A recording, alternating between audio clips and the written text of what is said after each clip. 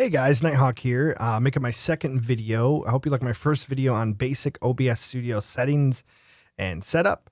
This video is going to be just kind of a basic overview of scenes and sources within OBS. So in OBS, you have these two left columns here. The one to the left is your scene. The one to the right is your sources. So I always say a good place to start would just be basic gameplay. So we're going to call this first scene we're going to set up is going to be called Fortnite PC. Okay. And so this scene right here is like, okay, I want people to see my gameplay, and I may have an overlay and a webcam, all these different things integrated, but that's just a basic scene. And then within a scene, you have things called sources. So what I always recommend is opening up the game that you want to capture. So for this example, I'm going to use a single PC setup. I am playing Fortnite on the same PC that I'm streaming. So I'm opening up Fortnite. So here's my Fortnite. It's active. I'm going to minimize out of that. I'm going to go to sources. I'm going to add a source. And so to be able to get this particular game to work, you're going to use what's called game capture. And so you're going to click on game capture. Same thing. You're going to name a title. So I'm going to call this Fortnite PC gameplay. And you're going to hit OK. And then what this is going to do is give you another menu. So under mode, what you want to select is capture a specific window. And this will drop down another menu under window called, basically it lists all the different windows that you can select. So for instance, I'm going to choose Fortnite because here it is. So whatever game you're choosing, just click the one that's open, and then there you go. Perfect. Leave all these other settings the same. Click OK. You're good to go. Now you can see this is kind of highlighted in red. And that's because this little lock feature is not enabled. So during this time, you can click and drag that. I say for your main scene, you want it to cover corner to corner. Click out and then make sure you lock it. Okay, so that's how you set up your gameplay. So as long as your game volume is going through your desktop audio like we did in the first video, everybody's going to be able to hear your gameplay. Anything that's coming out of Fortnite, they're going to be able to hear. Okay. So let's kind of show you real quick how to deactivate that source. So say if you're in a scene and you don't want people to see a specific source, this little eyeball here, you can click that. Actually, I got to go back into the gameplay here. But yeah, you can click that little eyeball, and that will make a scene, or basically a source, visible or invisible. So that's one way you can do it. Like I said, if you got the Stream Deck's amazing from Elgato because you can do all this with hotkeys that you can set up. So that's basically how you set up a basic PC gameplay. If you have a capture card device, how you would set that up is you would hit add, and then you would go to what's called a video capture device. And you would also use the same source for, like, say, a webcam. So you would click that, and let's use, let's say Ripsaw, because I use Razer Ripsaw to capture my console games. I actually use it to capture my gaming PC into my streaming PC as well.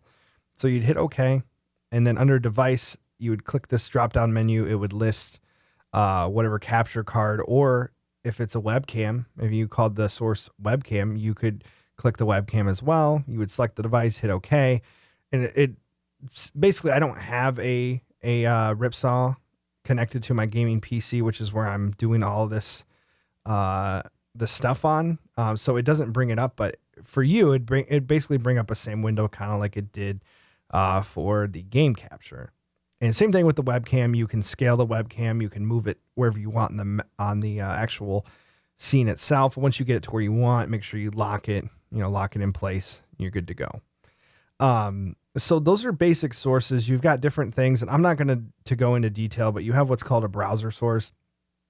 If you Google, browser sources for streaming, Streamlabs is probably the most used or widely used browser source service. So if you ever see like notifications come up on a stream where it says, so-and-so followed or so-and-so hosted, you're going to go through Streamlabs. That's what's going to show you all those notifications on stream. And there's plenty of content. If you Google how to set up Streamlabs notifications, there's plenty of content on YouTube that you can look up to find that kind of stuff. So I'm not going to go into detail, but browser sources, that's how you would set that up. You've got text files. So if you wanted to type a text on the actual screen. I can show you how to do that here in a couple seconds. You can do that. Images, you can have an image come up. I think there's also like a window capture too. So I believe window capture is a source, like say if you had YouTube up and you're watching a YouTube video and you wanted your stream to see it, you could do it through a window capture. That's one way you could do it. So what we're also going to do is I always have like when I want to take a break or step away to use the restroom or grab a drink, I do what's called a be right back scene.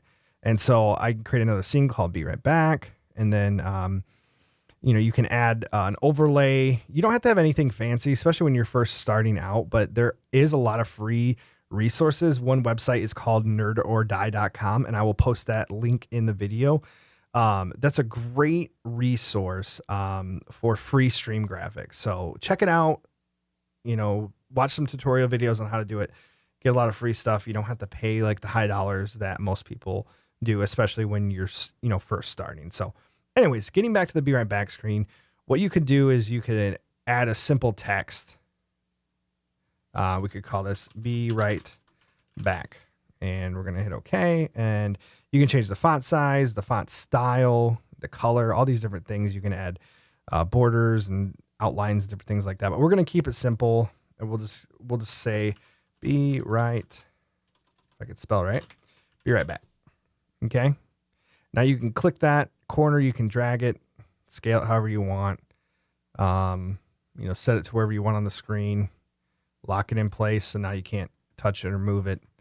Makes it nice. And then something I do too is like I like to keep at least like a little bit of a gameplay, so you can go back to your sources. And one of the nice things about sources is once you set them up, you can basically use any source that's been set up, and you can create new scenes, so you don't have to recreate the sources. You can use existing. So you would hit add, and then I could do game capture, and so you can create a new one, or you can go down to here, this button, hit add existing.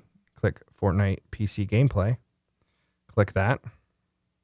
Gotta bring my game back up so it captures it. And then what I can do is shrink that. And I'm like, okay, I want to, put it right here in the center, or maybe over in the corner, however you want to do that. You'd click there, click off, lock it. And now you've got these different scenes. So you could do hotkeys for scenes, or like I said, if you have the Stream Deck is amazing. Or if you don't have any of those resources, you could just click in OBS. But okay, I'm going to get a drink. I'll be right back. Okay, I'm back. I'm going to click back on my Fortnite PC scene, and we're good to go. We're back.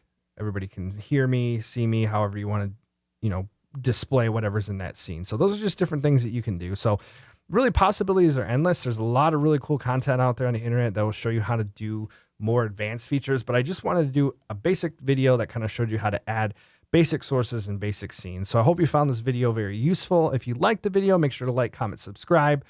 I will make sure to post my Mixer and all my social media links in the comment section. If you guys got any questions, please leave them in the comment section, and we will see you guys on our next video. Thank you guys for watching.